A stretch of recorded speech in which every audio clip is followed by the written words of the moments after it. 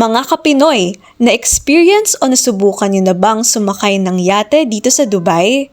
Kung hindi pa, ay samahan niyo ako para maisama sa bucket list ninyo ang yachting.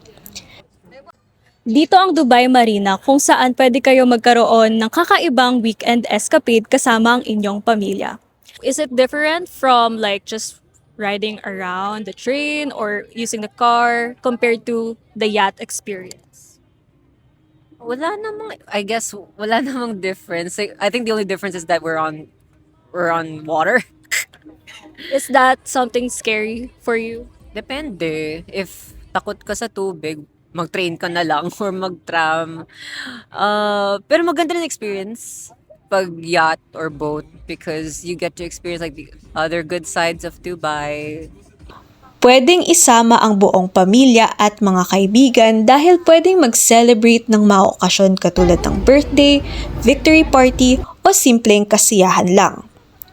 We're just spending my advanced birthday dito sa yacht sa Dubai Marina. And I've been here. I was actually been born here, 26 years now. Ano siya, refreshing. You get to tour around the place, around Dubai, like the city life and all that. And maganda yung timing kasi sobrang lamig, sobrang windy.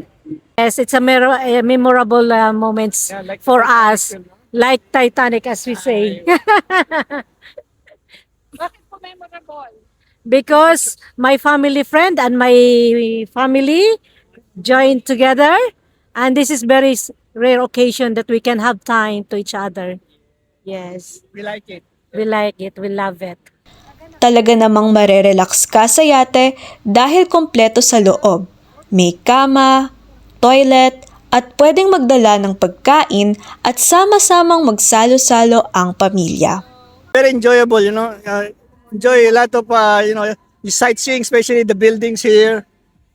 So better to try it. Once in a lifetime experience. It's so fun and so nice.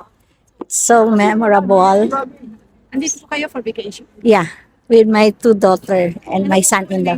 2 oras ang tagal ng trip at pwede ninyong puntahan ang Burj Al Arab o di kaya ang Dubai Atlantis. Isang lugar lang ang pwedeng puntahan kaya dapat mamili kung saan nyo gusto. Yeah, sa mga kabayan at sa mga ibang sa iba pa, try nyo na mag-yacht ngayong this winter season pa. Sulit ang trip at sulit din sa pagkain. Kaya kung nais nyo ring ma-experience ang ganitong weekend getaway, pwede kayong mag-search dito sa Dubai Marina. Mabuhay sa Pinoy News Channel! Habibi, come to Dubai! Para sa The Pinoy News Channel, Isa Linton, Dubai, UAE.